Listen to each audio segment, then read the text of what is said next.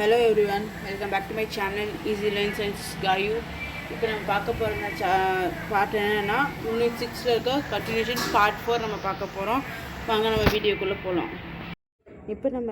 இப்போ நம்ம என்ன பார்க்க போகிறோம்னா நியூக்ளியர் ஃபியூஷனுக்கு உள்ள டிஃப்ரென்ஷியேஷன் பார்க்க போகிறோம்.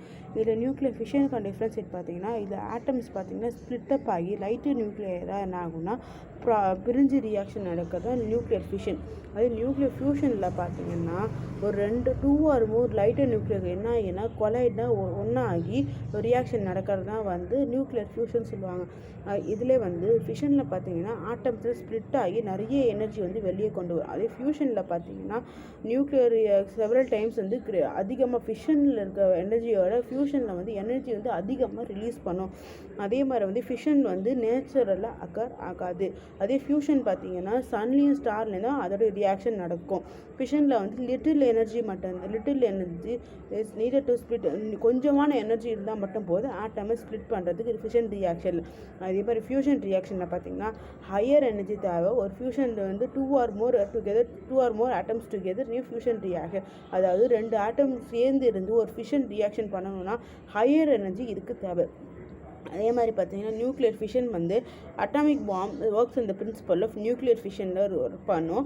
நியூக்ளியர் ஃபியூஷனில் பார்த்தீங்கன்னா hydrogen bomb works on the principle of hydrogen bomb. இந்த வந்து நெக்ஸ்ட் பார்த்தீங்கன்னா uses of radioisotopes or radio ஆக்டிவிட்டின்னு சொல்லுவாங்க. இதை வந்து எங்கெங்கே வந்து இந்த ரேடியோ ஐசோடோப்ஸ் இந்த ரேடியோ ஆக்டிவிட்டி வந்து யூஸ் பண்ணுறாங்கன்னு பார்த்தீங்கன்னா மெடிக்கல் அப்ளிகேஷன்ஸ்லாம் வந்து ரேடியோ கோபால் எதுக்கு யூஸ் பண்ணுறாங்கன்னா நம்ம உடம்புல வந்து ட்ரீட்மெண்ட் ஆஃப் கேன்சர். இப்போ வந்து ஒரு பேஷண்ட் வந்து என்ன மாதிரியான கேன்சரில் அஃபெக்ட் ஆயிருக்காங்க, maybe a blood cancer or a skin cancer or normal any affected by any parts of the lung cancer, அது மாதிரி லிவர் கேன்சர், அது மாதிரி நிறைய இன்டெஸ்டைன் கேன்சர், நிறைய கேன்சர் வந்து இருக்குது. ஸோ அந்த மாதிரி எந்த டைப் ஆஃப் கேன்சரில் வந்து இந்த பேஷண்ட் வந்து அஃபெக்ட் ஆகிருக்காங்க அப்படின்றத வந்து இந்த ரேடியோ கோபால்ட் மூலயமா வச்சு கண்டுபிடிப்பாங்க. நெக்ஸ்ட் பார்த்திங்கன்னா ரேடியோ சோடியம் எதுக்கு யூஸ் பண்ணுறாங்கன்னா நம்ம ஹார்ட்டில் வந்து பிளாக்ஸ் அந்த ஹார்ட் வெசல்ஸில் வந்து பிளட் வந்து பிளாக் ஆகி நிற்கும். ஸோ அதெல்லாம் வந்து கிளியர் அவுட் பண்ணுறதுக்காக தான் இந்த ரேடியோ சோடியம் வந்து யூஸ் பண்ணுறாங்க. ஸோ அந்த மாதிரி கிளியர் பண்ணி ஆன்ஜியோ பண்ணுறதுனால என்ன ஆகும்னா ப்ராப்பராக பிளட் வந்து பம்ப் ஆகும், பிளட் சர்க்குலேஷனும் ப்ராப்பராக இருக்கும். நம்ம உடம்புல வந்து பிளட் சர்க்குலேஷன் ப்ராப்பராக இல்லாமல் பம்பிங் ஆஃப் பிளட்டும் ப்ராப்பராக இல்லாமல் அந்த இடத்துல பிளாக்காக இருந்துச்சுன்னா நம்மளால் வந்து ஒரு வேலையும் செய்ய முடியாது. கொஞ்சம் நேரத்தையும் நம்ம கை காலில் அப்படி நின்று போயிடும், விரைச்சிட்டு ஒரு டைம் ஒரு மாதிரி பிளாக் கலராக ஆகிடும். அப்புறம் ஹார்ட் பெயின் வரும், அட்டாக்ஸ்லாம் வந்து நிறைய வரும். ஸோ நெக்ஸ்ட் பார்த்தீங்கன்னா ரேடியோ அயோடின் என்ன பண்ணால் nature of the thyroid and for the thyroid gland and for the treatment. அப்படின்னா என்னென்னா தைராய்டு கிளாண்ட் நம்ம உடம்புல எவ்வளோ தூரம் இருக்குது, ஹையாக இருக்கா கம்மியாக இருக்கா, எந்த லெவல் மீடியம் லெவலில் எவ்வளோ பாயிண்ட்ஸில் இருக்குது அப்படின்னு சொல்லி பார்க்க தான் இது ரேடியோ அயோடின் வச்சு யூஸ் பண்ணுவாங்க. அதனால் என்ன பண்ணாங்கன்னா இப்போ நம்ம உடம்புல அந்த தைராய்டு கிளாண்டுன்றது வந்து அதிகமான லெவலில் இருந்துச்சுன்னா நம்ம என்ன மாதிரி ஃபுட் டயட் எடுத்துக்கணும், எவ்வளோ என்ன மாதிரி எக்ஸசைஸ் பண்ணணும், என்ன மாதிரி ஒர்க்ஸ் இருக்கணும், இப்படிலாம் நம்ம மெயின்டைன் பண்ணணும், எவ்வளோ டோசேஜான டேப்லெட்ஸ் எடுத்துக்கணும், எவ்வளோ மந்த்ஸ் எடுக்கணும், எத்தனை மந்த்ஸ் கழிச்சு திருப்பி நம்ம ரீடெஸ்ட் பண்ணணும் அப்படின்றதுலாம் நிறைய இருக்குது. அதே மாதிரி லோவாக இருந்தாலும் ரொம்ப உடம்புல கம்மியாக இருந்தாலும் நம்ம உடம்புல அஃபெக்ட் ஆகும், நிறைய சிம்டம்ஸ் காமிக்கும். ஸோ அந்த மாதிரி இருக்கிறவங்க என்ன பண்ணணும்னா என்ன மாதிரி ஃபுட்ஸ் எடுத்துக்கணும், எவ்வளோ டோசேஜ் டேப்லெட்ஸ் எடுத்துக்கணும், என்னெல்லாம் பண்ணோம்னா இம்ப்ரூவ் ஆகி ரொம்ப ஹையாகவும் இருந்த ஆபத்து தான், ரொம்ப லோவான லெவலில் நம்ம உடம்புல தைராய்டு கிளாண்ட் இருந்தாலும் ஆபத்து தான். கரெக்ட் ஸ்டேஜில் மீடியமான லெவலில் இருந்தால் மட்டும்தான் தைராய்டு நம்ம உடம்புல எந்த அஃபெக்டும் ஆகாது. அதே மாதிரி வந்து and also use to locate the brain tumour. நம்ம பிரெயினில் இருக்க டியூமர்ஸ் வந்து எப்படி இருக்குது, மூளை கட்டின்றாங்க, அதில் வந்து நமக்கு அந்த எப்படி இருக்குது, சின்னதாக இருக்கா பெருசாக இருக்கா ரொம்ப மீடியம் சைஸில் இருக்கா. சப்போஸ் அந்த டியூமரை வந்து ஆப்ரேட் பண்ணி எடுத்தால் அந்த பேஷண்ட் வந்து எவ்வளோ நாளைக்கு அந்த பெயின் தாங்கி எவ்வளோ நாளைக்கு உயிரோடு இருப்பாங்க, இல்லை உடனே இறந்து போயிடுவாங்களா, அவங்க ஏஜை பொறுத்து ரொம்ப வயசானவங்களா, சின்ன குழந்தைங்களா, நடுத்தரமான இருக்காங்களா, எப்படி என்ன அவங்கள வந்து என்ன ஏதுன்னு சொல்லிட்டு ஒரு டிஸ்கஸ் பண்ணிட்டு இந்த பிரெயின் டியூமர் ஆப்ரேஷன் பண்ணுவாங்க. சடனாக வந்து பண்ண மாட்டாங்க. நிறைய பேருக்கு வந்து உடனே வந்து ஆப்ரேஷன் பண்ணி ஒரு 2 மாதம் 3 மாதம் இருப்பாங்க, 6 மாதம் 1 வருஷம் அப்படின்னு சொல்லிட்டு டாக்டர்ஸுங்களே டைம் கொடுத்தோம். மேபி அவங்களோட குட் லக் மூலயமா வந்து கடவுள் நிறைய ஸ்ட்ரென்த்து கொடுத்து லாங் லைஃப் இருக்கணும் அப்படின்னு சொல்லிட்டு இருந்தாங்கன்னா இப்போ டாக்டர் கொடுக்குற 6 மாதத்துக்கு தாண்டி மேலே இருந்தாங்கன்னா அவங்க எல்லாமே ரொம்ப பிளெஸ்டுன்னு சொல்லுவாங்க. நெக்ஸ்ட் பார்த்தீங்கன்னா radio iron use to diagnose anaemia அப்படின்னா நம்ம உடம்புல வந்து பிளட் செல்ஸ் எவ்வளோ ஹீமோக்ளோபின் எவ்வளோ இருக்குது, அதாவது நம்ம உடம்புல ரத்தம் எந்த அளவுக்கு இருக்குது, எவ்வளோ பாயிண்டில் இருக்குது, ஹையாக இருக்கா லோவாக இருக்கா எப்படின்றத வந்து தான் இந்த ரேடியோ அயர்ன் வச்சு கண்டுபிடிப்பாங்க. அதே மாதிரி நம்ம உடம்புல வந்து டபிள்யூ ஒயிட் செல்ஸ், அதாவது வெள்ளை அணுக்கள் நிறைய இருந்துச்சுன்னா, அதிகமாக வந்து ரெட் செல்ஸ் ரத்த அணுக்கள் வந்து ரொம்ப கம்மியாக இருந்துச்சுன்னா நம்ம உடம்புல எந்த ஸ்ட்ரென்த்தும் இருக்காது. ஒரு வேலை வந்து நம்ம நம்ம மீடியமான ஏஜில் இருந்தாங்க கூட நம்மளால் ஓடி ஆடி ஒரு வேலை செய்ய முடியாது. ஓடி மூச்சு வாங்கும், ரொம்ப டயர்டாகும், சோர்ந்து எங்கேயாவது உட்காந்துக்கலாமா அந்த மாதிரி தான் இருக்கும். அது மாதிரி இருந்தால் நம்ம உடம்புல ரத்தம் வந்து கம்மியாக இருந்தால் நம்ம உடம்பு அப்படி தான் இருக்கும். நெக்ஸ்ட் ரேடியோ ஃபாஸ்பரஸ் என்ன பண்ணுவாங்கன்னா, use the treatment of skin disease. ஸ்கின்னில் வர டிசீசஸ்லாம் வந்து ஃபார் எக்ஸாம்பிள் இப்போ வந்து இந்த சொரியாசிஸ் வருது, அப்புறம் இந்த ரேஷஸ்ஸு, அந்த மாதிரி நிறைய இருக்குது. ஸோ அந்த மாதிரி ஸ்கின் டிசீசஸ்லாம் என்ன பண்ணாங்கன்னா இந்த ரேடியோ ஃபாஸ்பரஸ் மூலயமா ட்ரீட்மெண்ட் கொடுத்து அதை வந்து ரெடி பண்ணுறாங்க. நெக்ஸ்ட் அக்ரிகல்ச்சரில் எதுக்காக இதை வந்து விவசாயத்துக்கு வந்து யூஸ் பண்ணுறாங்க. இவ்வளோ நம்ம மெடிக்கல் பார்த்தோம், இப்போ வந்து அக்ரிகல்ச்சரில் எதுக்கு யூஸ் பண்ணாங்க, இந்த ரேடியோ ஐசோடோப்ஸை இன்க்ரீஸ் கிராப் ஈல்ட்ஸ், அதாவது பயிர் விளைச்சலை வந்து அதிகமாக்கிறதுக்காக யூஸ் பண்ணுறாங்க. அதே மாதிரி வந்து ஃபெர்டிலைசர் போடுற உரத்தை கூட ஆட் பண்ணி போட்டாங்கன்னா நல்லா வந்து இன்னும் ஊட்டச்சத்து அதிகமாக நல்ல விளைச்சலை கொடுக்கும். இது அதே மாதிரி வந்து plant and soil are tested from time to time. இப்போ வந்து இந்த மருந்து போட்டு ஒரு வாரம் 10 நாள்னு சொல்லிட்டு இருந்துச்சுன்னா அந்த டைமுக்கு டைம் என்ன பண்ணுவாங்கன்னா, காலையில் மதியானம் அந்த எந்த டைம் இருக்கோ அந்த டைமில் என்ன பண்ணுவாங்க, செக் பண்ணுவாங்க. செடி அழுகி இருக்கா, பூச்சி பிடிச்சிருக்கா, நல்லா இருக்கா, நல்லா இல்லையா, வளர்ச்சி இருக்கா, வளர்ச்சி இல்லையா, இது வந்து பயிர் எப்படி வளரும், நல்லா சின்னதாக இருக்குமா, பெருசாக இருக்குமா, நடுத்தரமாக இருக்குமா, இல்லை எப்படி இருக்கும்னு சொல்லிட்டு செக் பண்ணுவாங்க. Next phosphorus is taken by the plant for the growth, and radioisotopes is found to increase the yield.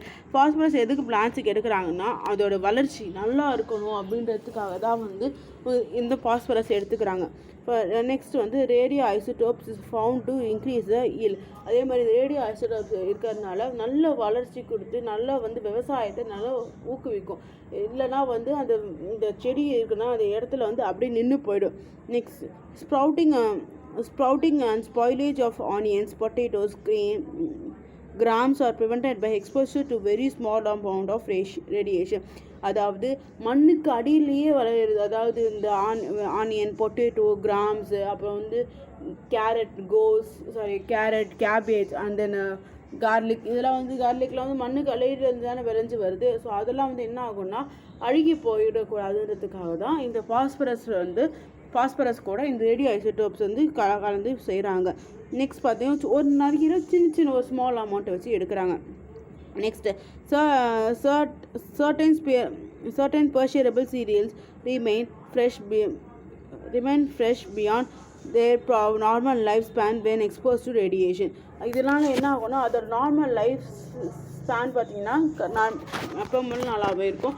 ஒரு குறிப்பிட்ட காலத்து இப்போ ஒரு செடி இருக்குது, 6 மாதம் வேண்டிய இருக்குது செடி, 2 மாதத்துல 3 மாதம் இறந்து போகுது, அழுகி போகுதுன்னா அது நஷ்டம் வந்து விவசாயம் பண்ணுறவங்களுக்கு ரொம்ப நஷ்டமாக இருக்கும். ஸோ அப்போ என்ன பண்ணுவோம், அதனால தான் வந்து இது வந்து ரேடியோ ஐசோடோப்ஸ் வந்து ஃபாஸ்பரஸ் கூட வந்து கலந்து போட்டு போஸ்பேட் ஃபெர்டிலைசராக யூஸ் பண்ணாங்கன்னா செடியோட வளமும் நல்லாயிருக்கும், பூமிக்கு அடியிலேருந்து வர செடிகள் இது எல்லாமே நல்லா தான் இருக்கும். அது எந்த ஒரு பூச்சி பொட்டு அண்டாது, அழுகி போகாமல் நல்லா இருக்கும். நெக்ஸ்ட் பார்த்தீங்கன்னா இண்டஸ்ட்ரி லெவலில் எது யூஸ் பண்ணுறாங்கன்னு பார்த்தீங்கன்னா, in industry the lubricant oil containing radioisotope is used to study the wearing and tear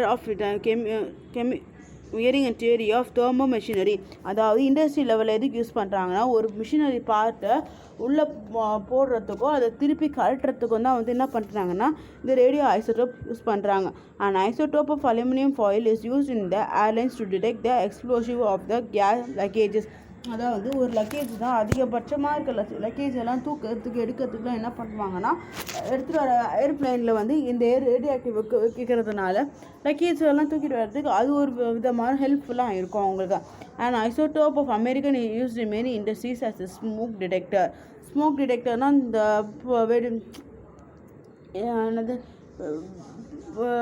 வெடிகுண்டு போடுற மாதிரி ஒரு ஸ்மோக் டிடெக்டர்னு சொல்லிட்டு ஒன்று இருக்கும்.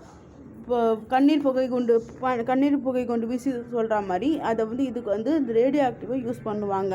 நெக்ஸ்ட் மாலிகுலர் பயாலஜினா, in molecular biology radioisotopes are used in sterilizing pharmaceutical and surgical instruments. அப்போ இது என்ன பண்ணாங்க, பயாலஜிக்கலில் வந்து ஆப்ரேஷன்ஸ் யூஸ் பண்ணுற நைஃபு, சிசரு, எல்லாத்துக்கும் காட்டன்ஸ்லாம் எடுக்கிற ஸ்ப்ரிங்ஸுக்கெலாம் வந்து யூஸ் பண்ணுவாங்க.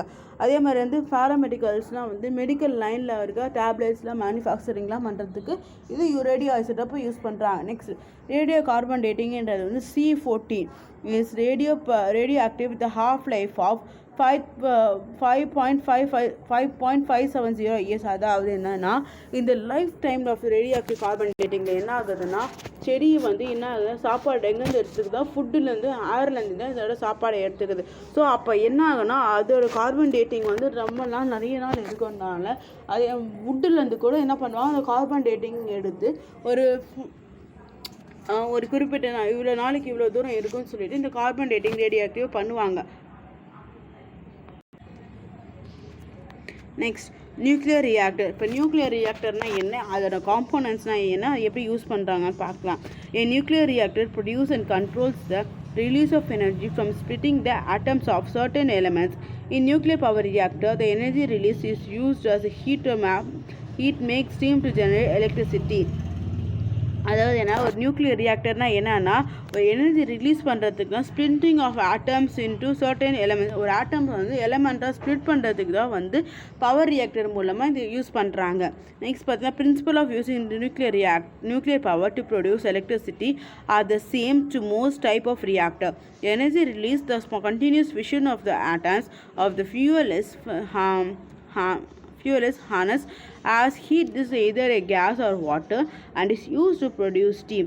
The steam is used to drive the tubers with produce electricity. அதாவது இது என்ன இந்த பிரின்சிபல் எதுக்காக யூஸ் பண்ணுறாங்கன்னா வந்து எலக்ட்ரிசிட்டி ப்ரொடியூஸ் பண்ணுறதுக்கும் டைப்ஸ் ஆஃப் ரியாக்டர்ஸும் நிறைய ரியாக்டர்ஸில் வந்து யூஸ் பண்ணி எப்படி வந்து எனர்ஜி ரிலீஸ் பண்ணுறாங்க அப்படின்றத பார்க்கறது. அதேமாதிரி ஆட்டம்ஸ்லேருந்து ஃபியூவல் வந்து பாஸ் பண்ணுறதுக்கு தான் இது வந்து யூஸ் பண்ணுறாங்க. இதை கேஸ் ஆர் வாட்டரை வந்து யூஸ் எடுக்கிறதுக்காக இருக்குது. நெக்ஸ்ட் பார்த்தீங்கன்னா, காம்போனன்ட்ஸ் ஆஃப் நியூக்ளியர் ரியாக்டர். இதில் என்னென்ன காம்போனன்ட்ஸுக்கு பார்த்தீங்கன்னா, fuel, moderator, control rods, shielding, fission chamber, fuel rods, pump, condenser, cold water, unused steam, turbine, water, heat exchanger, steam, coolant, electric generator சொல்லிட்டு நிறைய காம்போனன்ட்ஸ் இருக்குது. அதெல்லாம் ஒன்று பார்த்தீங்கன்னா, ஃபியூயல் எதுக்காக யூஸ் பண்ணுறாங்கன்னா வந்து uranium is a basic fuel. Usually pellets of uranium oxide are arranged in tubes to form fuel rods. அதாவது என்னன்னா, ஒரு யுரேனியம் ராட் வச்சு என்ன பண்ணுறாங்கன்னா, அந்த ஃபியூயல் ராட்ஸ்குள்ளே வர ஃபியூயலை தான் அரேஞ்ச் பண்ணி அந்த டியூப்குள்ளே ஃபியூயல் ராட்ஸ்குள்ளே ட்ரான்ஸ்ஃபர் பண்ணி வச்சிடுறாங்க.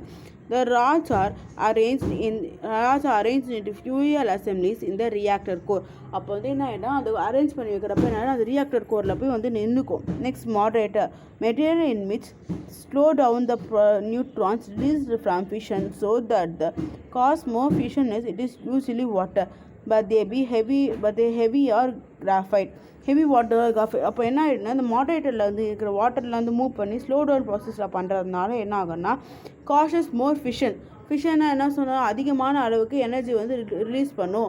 அதுதான் வந்து கம்மியான அளவுக்கு எனர்ஜி ரிலீஸ் பண்ணுறதுனால தான் வந்து ஃபிஷனை நம்ம யூஸ் பண்ணுறோம். இது இப்போ என்ன ஆகும், இதில் என்ன சேர்க்கறதுனால என்ன, ஹெவி வாட்டர் இல்லை கிராஃபைட்டாக நிற்கும். கண்ட்ரோல் ராட்ஸ் எதுக்குன்னு பார்த்தீங்கன்னா, they are made with neutron absorbing materials such as cadmium, hafnium or boron and are instead of withdrawn from the core to control the rate of reaction or to that hard in it. In some PWR reactor power pressurized water reactor PWR reactors, special control rods are used to enable the core to sustain a low level of power efficiency. அதாவது என்ன பண்ணுவாங்கன்னா, இந்த control ராட்ஸ்லாம் வச்சு ஒரு சில மெட்டீரியல்ஸ்லாம் observe பண்ணிப்பாங்க. Cadmium, ஹாஃபியம் அந்த மாதிரிலாம் வச்சு பவர் ப்ரெஷரைஸ் வாட்டர் ரியாக்டர் மூலமாக இதெல்லாம் வந்து அப்சர்வ் பண்ணி எடுத்துப்பாங்க. இப்போ நம்ம இந்த மூணுத்துக்கும் எக்ஸ்பிளைன் பண்ணால் தான் இந்த டாப்பிக்கில் இருக்குது. இந்த see the schematic diagram of the nuclear reactor. Next பார்த்தீங்கன்னா, கூலண்ட்னா என்னன்னு பார்த்தீங்கன்னா, a fluid is circulating through the core so as to restore the heat from it. Lighter water reacts of water and moderator function also primary coolant. Expressed in PWR as there is secondary coolant circuit where the water becomes steam. அதாவது என்னன்னா இந்த coolant என்ன பண்ணுறாங்கன்னா ஒரு லிக்விடை transfer பண்ணி heat பண்ணுறாங்க. அது என்ன லைட் வாட்டர் ரியாக்டராக மாறி மாடரேட்டர் ஃபங்க்ஷன் ஆகி ப்ரைமரி கூலண்ட்டாக மாறிடும். நெக்ஸ்ட் பார்த்தீங்கன்னா pressure vessel or pressure tubes. இது எதுக்கு பண்ணுறாங்கன்னா ஒரு வெசலில் இருக்க ஸ்டீல் வெசலில் இருக்க ரியாக்டர் கோரை வந்து கூலண்ட்டில் மாற்றினா எப்படி வந்து எவ்வளோ தூரத்துக்கு வந்து மாற்றி கன்வே பண்ணி கூலண்ட் டு சரௌண்டிங் மாடரேட்டருக்குள்ளே வருது. Next steam generator part of the cooling system of இப்போ வந்து இவ்வளோ நேரம் நம்ம என்ன பண்ணுறோம், ஒரு பொருள் நம்ம எவ்வளோ தூரம் கூலிங் பண்ணுறோமோ அதே லெவலுக்கு எல்லாம் வந்து கம்மியாக வந்து ஸ்டீமிங் பண்ணி வைக்கணும். அதுதான் வந்து இது ஸ்டீமிங் ஜென்ரேட்டரில் வந்து தான் யூஸ் பண்ணுறேன். அதில் பார்த்தீங்கன்னா ப்ரெஷரைஸ்ட் வாட்டர் ரியாக்டர் தான் ப்ரெஷரைஸ்ட் ஹை வாட்டர் ரியாக்டர் தான் யூஸ் பண்ணி என்ன பண்ணுறாங்கன்னா அந்த ப்ரைமரி கூலிங்கை வந்து பிரிங் அவுட் பண்ணி reactor is use to make the steam of the tube line. அந்த டியூப்லைனில் இருக்க வர எல்லா கூலண்ட்டையும் கூல் பண்ணி ஒரு ஸ்டீம் ஜென்ரேட்டரை வச்சிடறான். இதை வந்து பார்த்திங்கன்னா since 1980 over 110 power reactors have had their steam generator placed after 20 to 30 years service, 57 of these in USA.